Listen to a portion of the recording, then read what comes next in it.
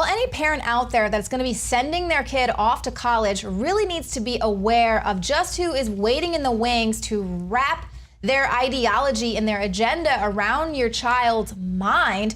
You need to find out just what they're prepared to teach your child, or in the case of George Washington University, what they're not prepared to teach them at all. Margaret Howell joins me now. Now, George Washington University, this is your alma mater. It is. I have 2 degrees from GW. I did a BA and an MA, both in political science, which is akin to the history department. And get this, so they're telling students that American history is oppressive. That's not actually shocking, knowing that place too well, but it's saying that we have this article, it's up on our website by Clifford Cunningham, and it talks about how the school is going to eliminate these American history classes because, as we know, Leanne, according to a lot of professors, the Founding Fathers are a bunch of old white rich guys that own slaves. They're very oppressive. We need to sanitize history, and we can't teach that anymore because, okay. Forget about the fact that this is the greatest country ever. Pretty much. No, now it's just all a bunch of white racists, and we need to wash away our history so we can be doomed to repeat it. Well, the only problem with scrubbing American history and not teaching history classes at all, I mean, what kind of degree would you be getting? Just American then in blank by your name? I really don't know. But the fact that this university is doing this, it's not a shock at all. It's been off the grid in terms of whack jobs for a long time running that place. Well, this is a policy that's actually going on at about 1/3 of the nation's top colleges and universities. This happened at the University of Texas. Before I graduated, they actually did away with all of these secondary history majors or history classes where you can learn about an alternative history rather than what you had just studied. And I thought it was kind of great. I didn't want to study the history that I had just been taught throughout all the 12 grades. I kind of wanted to look at something a little bit different. But what I find interesting is the change in policy, they say, was motivated by the need to recruit students and to better reflect a globalizing world. Right. So they want to recruit these students from other countries who are then going to learn about their own history and not our history. It doesn't make sense. It's such a sanitized way of saying this. They don't want to recruit students, they want to recruit money. And foreign wealthy students bring money to a school. It's not about, in this case, it's not about, in my opinion, diversity or about teaching an SJW type version of history. It's about making money, which is the bottom line for GW and frankly most universities. But moving right along to the crazy way that SJW warriors think, we have covered here on InfoWars time and again these ridiculous Trump hoaxes, and you brought this story to light. I actually read it this morning. I'm like, this is a fantastic story. Why aren't we covering this? And we actually are. This man writes an obscenity on his garage door frame. Now, we've covered this before. We had the church burning in Mississippi where a parishioner actually wrote "Vote Trump" a week before the election and burned down his own church. We had a woman accuse someone, a Trump supporter, of ripping off her burqa. Now we have, I really think that this is a mental illness. Now we have a white man. It is spray painting on his garage door this racial expletive, as well as lighting his truck and his motorcycle on fire.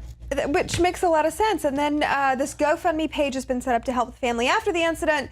Right, because that's what you need, a GoFundMe page after you burn down your own. Well, that's the thing is, like, they started the GoFundMe, people were trying to support them during the holiday season. They felt so bad for them. Then he comes out and admits it. And then, then they set up a different GoFundMe to say, well, now we need help paying for our Christmas presents because of this incident. The insurance is going to cover it. And now wonder why. It's like, it's not like it's arson or anything. And the thing that makes me very angry about these hoaxes and stuff, because this is the kind of stuff that is forcing us to relinquish our rights. We're having to be, clamp down on the First Amendment and things because people are doing these hate crime hoaxes, or they're creating egg accounts, these sock puppet accounts that go around with these racial expletives on social media. And so it's forcing people to clamp down on our rights. We have to relinquish our rights so that everyone can feel safe, even when they're hoaxes. Right. Speaking of clamp down on the rights, so Owen and David have covered this. Alex covered it all morning long, the NDAA and the clampdown on the right to speak freely. There's this unprecedented censorship. We've covered here on InfoWars, even last month, the fact that the UN would be, our internet authority would be handed over to the UN. And ideally, it would be housed in a place in Beijing, the same place where communist China censors their own internet. It would sort of have control over ours, along with other oppressive dictatorships. And it turns out, and we're supporters and defenders of Israel. I just just put out a tweet over an Israeli soldier that I found. It was a beautiful photograph. But in this specific case that we have an article aggregated from Bloomberg. It talks about how this one Israeli minister is going to approve this Facebook law that's against web incitement, and they don't want anybody inciting violence on the internet. Understandable. It sounds okay until you get into the nitty-gritty, and it turns out they're really just censoring free speech. Absolutely. And the right to express yourself and to express an opinion,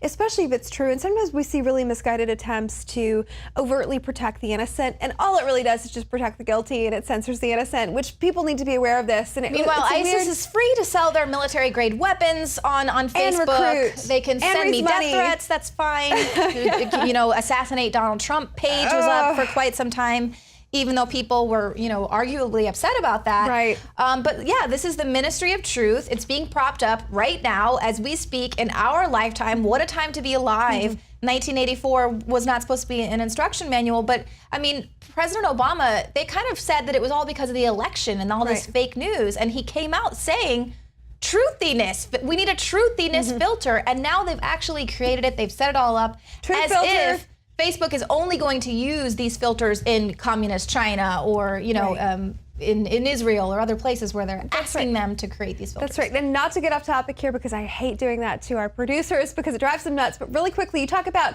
having a fake news crisis of sorts. If you go onto any fake news website, i.e. ABC, NBC, CBS, CNN, the stories of today, the stories du jour are, Trump is going to be kissy-face with Putin, Putin the dictator. You know, these ridiculous big bad Russia stories are still being propagated. Those aren't censored.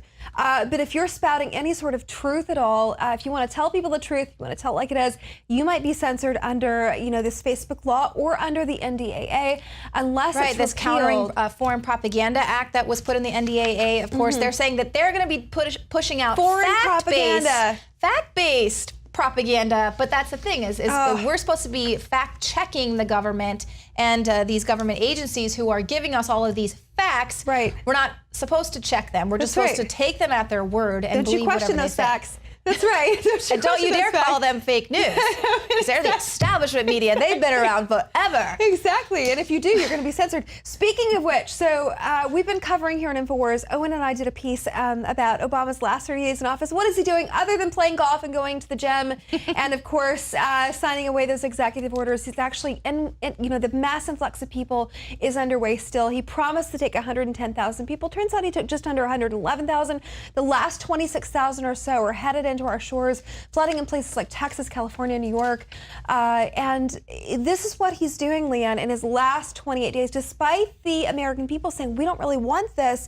And that brings me to another story. You know, we covered the Berlin massacre with this Al Jazeera, I believe he was from Tunisia, this refugee who'd actually been jailed for arson and a bunch of other crimes. Oh, the one that was just seeking a better life? That's right. That's right. So we have these refugees from Syria and one from Libya. The other 6 are from Syria. This aggregated from RT, my former boss, and it talks about how they lit a homeless man on fire in Berlin. There was actually CCTV video. All of these people had refugee or asylum status in their paperwork. So we really need to be cautious and be careful and question, even these last 28 days, all the damage he's doing to our nation. Well, he's trying to ram through this agenda regardless of the fact that because everything has been pushed through with these executive orders, they're going to be easily overturned by a Trump administration. Right. However, if you've already ramped up the refugee program, it's not as if they're going to just easily deport all of these people or somehow clamp down on the mass amount of numbers that are coming in. On that note, with the people coming in, we'll just close with this Drexel University professor, very much trending, because his Christmas tweet to everyone over the weekend was that all I want for Christmas is white genocide. Newsflash, start with yourself, buddy, because you are an effing white male with a very cliche facial hair. That's rough. So this is a guy who, if you were a parent out there sending your kid to this school, you could actually look on his bio. Students. You could look on his bio, and he says he's a communist, and he's going to be teaching your kids all about communism and how great it is. And he's also going to be teaching them about how when white people were massacred during the Haitian Revolution, for instance, that's a good thing. And this white genocide is a great concept, although it's imaginary. So there, again, we'll kind of end where we started.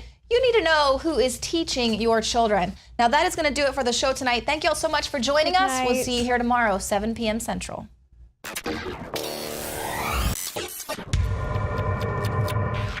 In case you haven't heard, InfoWars has become the most influential media outlet in America. We're making freedom go viral. And now we are proud to announce a new weapon in the epic battle against the globalists. InfoWars Prime, where you can watch live high-definition feeds of The Alex Jones Show, plus exclusive insider videos from the InfoWars crew and behind-the-scenes action. Go to Infowars.com/app and download today. InfoWars Prime is available right now for your iPhone or Android. You will have access to exclusive videos that you can't see anywhere else. And that means live coverage of events and breaking news on location as it happens. You can also take advantage of amazing deals from the InfoWars store that are only available for InfoWars Prime subscribers. That's InfoWars Prime at Infowars.com/app. And if you can hear my voice, you are the resistance.